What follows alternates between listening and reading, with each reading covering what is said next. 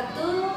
Alhamdulillahirrabbilalamin. Kembali lagi bertemu dalam pembelajaran matematika pada pekan ini. Bagaimana kabarnya teman-teman semuanya? Semoga semua dalam keadaan sehat dan terus bersemangat. Sebelum kita mulai pembelajaran pada pagi hari ini, marilah kita awali dengan membaca Bismillah bersama-sama. Bismillahirrahmanirrahim. Semoga dengan bacaan basmalah ini Allah memberikan keberkahan dan kemudahan kita dalam belajar. Baik teman-teman semuanya, hari ini ada yang tahu kita akan belajar tentang apa? Kita akan memasuki bab 7, yaitu bab sudut dan garis. Nah, apa saja sih yang akan kita pelajari? Yang akan kita pelajari di hari ini adalah yang pertama, kita akan mengenal sudut dan satuannya. Kemudian yang kedua, kita akan mengenal jenis-jenis sudut. Dan yang ketiga adalah kita akan mengenal hubungan antar sudut, serta insya Allah akan kita lanjutkan dengan latihan soal, gitu ya. Tetap simak dan kita mulai. Pernahkah teman-teman melihat atau memperhatikan bagian dari meja di samping? Atau pernahkah teman-teman memperhatikan sanggar?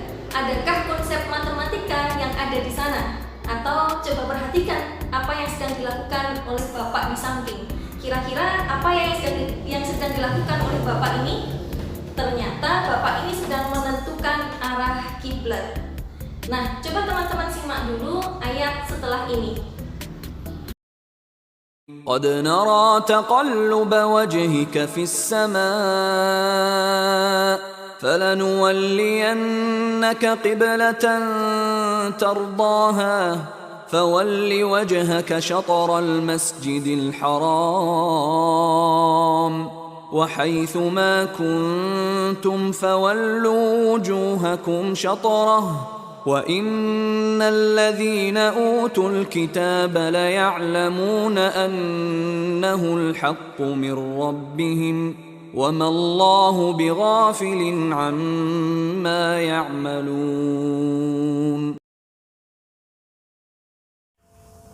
Yang artinya, kami melihat wajahmu Muhammad sering menengadah ke langit, maka akan kami palingkan engkau ke kiblat yang engkau senangi. Maka hadapkanlah wajahmu ke arah Masjidil Haram, dan di mana saja engkau berada, hadapkanlah wajahmu ke arah itu. Dan sesungguhnya orang-orang yang diberi kitab Taurat dan Injil tahu bahwa pemindahan kiblat itu adalah kebenaran dari Tuhan mereka, dan Allah tidak lengah terhadap apa yang mereka kerjakan. Allahumma arhamna bil Quran. Nah, di ayat tersebut Allah memerintahkan kita untuk beribadah dengan menghadap kiblat yang letaknya di Masjidil Haram. Jika kemudian semua umat muslim yang ada di dunia melakukan hal yang sama, maka tentu kita harus menentukan arah kiblat yang tepat di setiap wilayahnya. Nah, seperti yang sedang Bapak ini lakukan. Nah, coba tengok alat-alat apa saja yang digunakan oleh Bapak ini. Bapak ini menggunakan kompas, menggunakan penggaris, dan juga menggunakan busur. Artinya, Bapak ini juga menggunakan konsep yang dinamakan dengan konsep sudut. Nah, apa sih sebenarnya sudut itu, teman-teman? Sudut adalah daerah yang dibatasi oleh dua buah sinar garis yang bertemu pada satu titik. Nah, coba teman-teman perhatikan gambar di samping. Titik A disebut titik sudut. Kemudian AB dan AC itu disebut sebagai kaki sudut, kemudian daerah yang diarsir disebut sebagai besar sudut. Nah, selanjutnya bagaimana sih kita menuliskan sudut? Sudut dituliskan dengan menentukan titik sudutnya dan menuliskannya dalam huruf besar. Nah, ada dua cara nih teman-teman untuk menuliskan nama sudut. Yang pertama adalah hanya dengan satu huruf saja. Contohnya seperti yang di samping, sudut A, karena titik sudutnya terletak pada titik sudut A. Kemudian bisa juga dengan 3 huruf, bisa dengan sudut BAC atau juga sudut CAB. Keduanya benar asalkan titik A berada di tengah-tengah di antara ketiga huruf tersebut. Nah, sebagaimana seperti besaran-besaran yang lainnya, tentunya punya satuan. Kita pernah menemui apa sih satuan dari panjang? Kita punya sentimeter, kilometer, meter, dan lain sebagainya. Kemudian kita punya satuan untuk berat, itu ada kilogram, gram, dan lain sebagainya. Nah, sudut juga punya satuan, teman-teman. Satuannya apa sih? Satuannya adalah derajat, menit, dan detik. Teman-teman coba perhatikan di samping, itu adalah tingkatan satuan dalam sudut, di mana 1 derajat itu artinya 60 menit. 1 menit itu artinya adalah 60 detik, sehingga 1 derajat artinya 3600 detik. Atau juga bisa sebaliknya, di mana 1 menit itu artinya 1/60 derajat, kemudian 1 detik artinya 1/60 menit, sehingga kita bisa dapatkan 1 detik itu 1/3600 derajat. Lalu bagaimana sudut sebagai jarak putar? Coba teman-teman perhatikan, Ustazah punya benda seperti di samping, kemudian diputar terhadap salah satu titik pangkalnya, sehingga benda tersebut kembali ke dalam posisi semula. Nah, bisa kita ketahui bahwa 1 putaran penuh itu besar sudutnya adalah 360 derajat.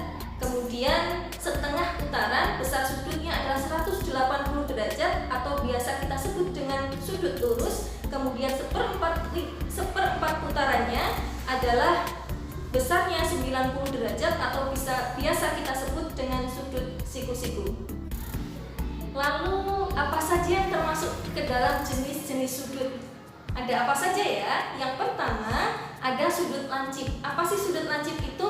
Teman-teman bisa lihat gambarnya seperti yang ada di samping. Sudut lancip adalah sudut yang besarnya lebih dari 0 derajat dan kurang dari 60 derajat. Yang kedua ada sudut siku-siku. Tadi sudah disinggung sebelumnya bahwa besar sudut siku-siku adalah 90 derajat.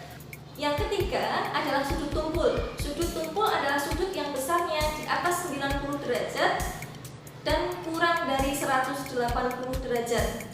Dan berikutnya ada yang namanya sudut lurus. Tadi sudah disinggung juga bahwa sudut lurus adalah sudut yang besarnya sama dengan 180 derajat atau bentuknya lurus gitu ya. Dan yang terakhir ada yang namanya sudut refleks, teman-teman. Apa sih sudut refleks itu? Sudut refleks adalah sudut yang besarnya di atas 180 derajat tapi kurang dari 360 derajat. Nah, setelah kita sama-sama tahu tentang apa saja sih jenis-jenis sudut, maka sekarang kita akan belajar tentang kira-kira ada hubungan antar sudut itu apa saja sih? Coba kita simak. Yang pertama adalah sudut yang saling berpelurus, atau bahasa yang lainnya kita mengenalnya saling bersuplemen. Kemudian kita juga mengenal yang namanya sudut-sudut yang saling berpenyiku, atau bahasa lainnya kita kenal dengan sudut yang berkomplemen. Dan yang ketiga adalah sudut-sudut yang saling bertolak belakang. Nah, apa maksud dari ketiga hubungan antara sudut ini? Kita simak satu persatu. Yang pertama adalah sudut berpelurus. Artinya sudut-sudut yang ketika digabungkan mereka membentuk satu garis lurus. Artinya satu garis lurus itu berarti besar sudutnya adalah 180 derajat. Teman-teman perhatikan gambar yang di samping. Berarti kalau seperti gambar di samping, X derajat ditambah Y derajatnya itu sama dengan 180 derajat. Atau dalam arti lain, sudut AOC ditambah dengan sudut BOC sama dengan besarnya adalah 180 derajat.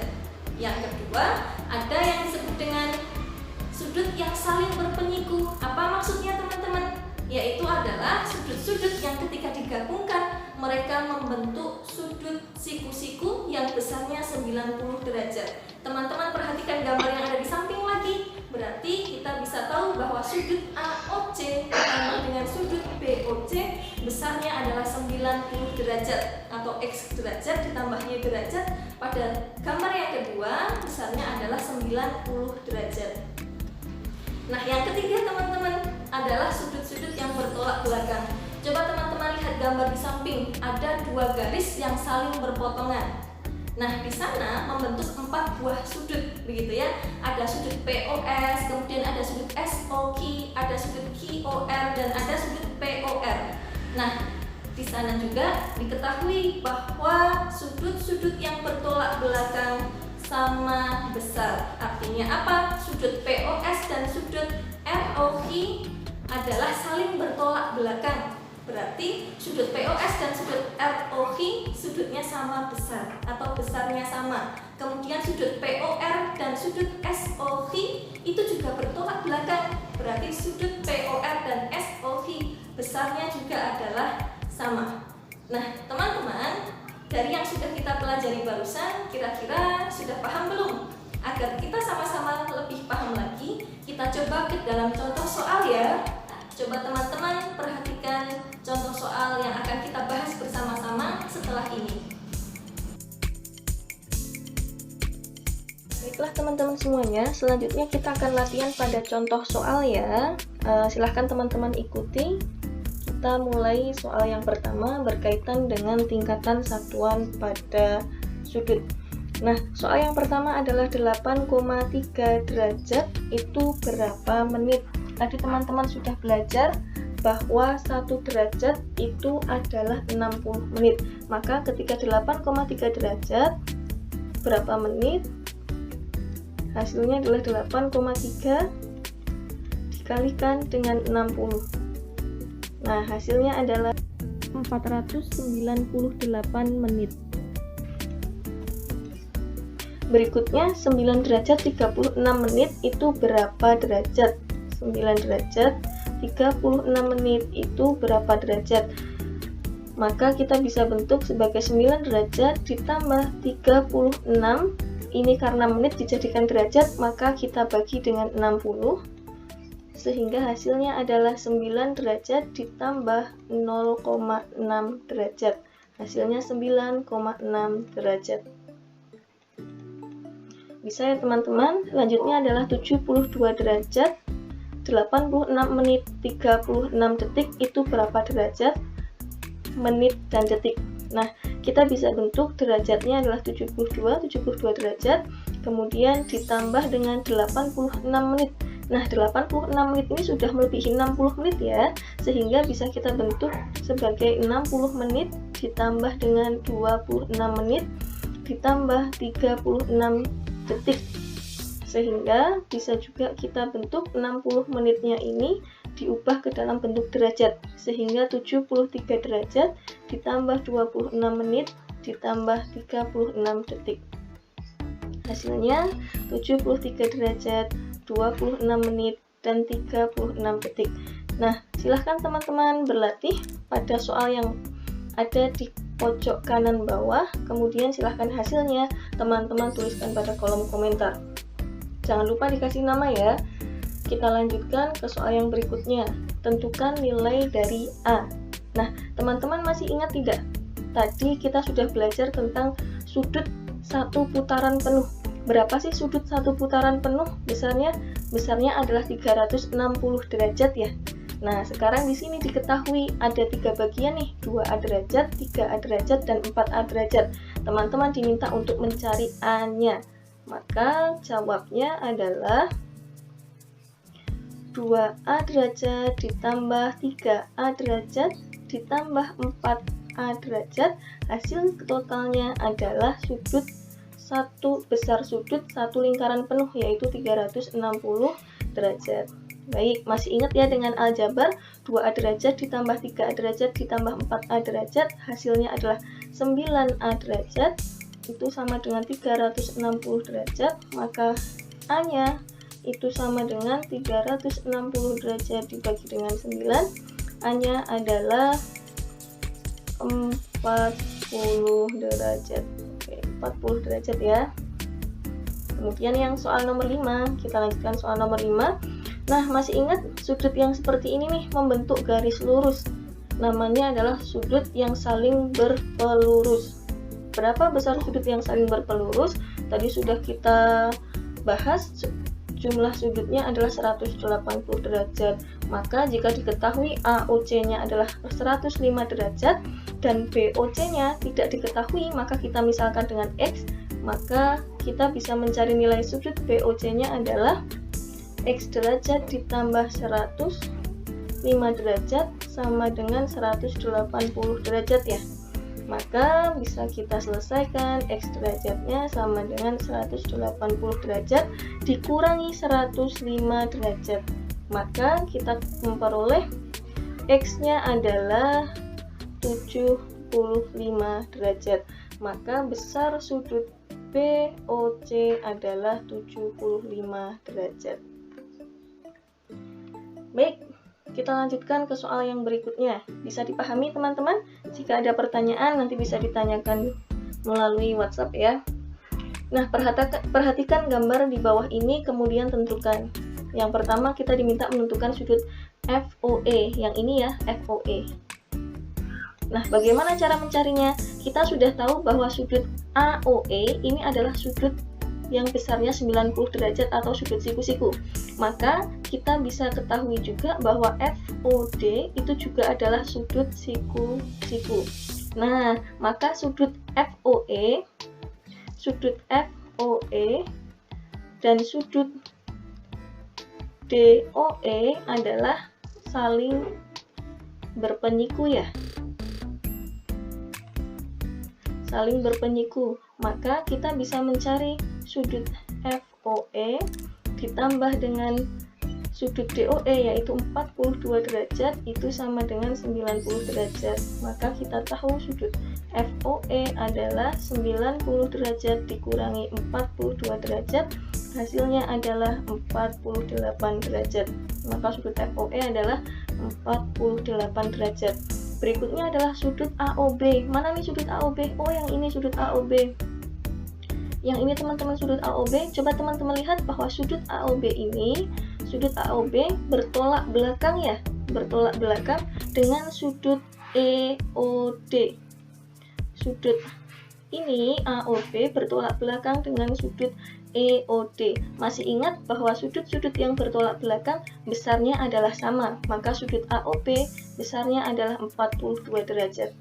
Berikutnya adalah sudut BOC. Sudut BOC yang ini ya teman-teman.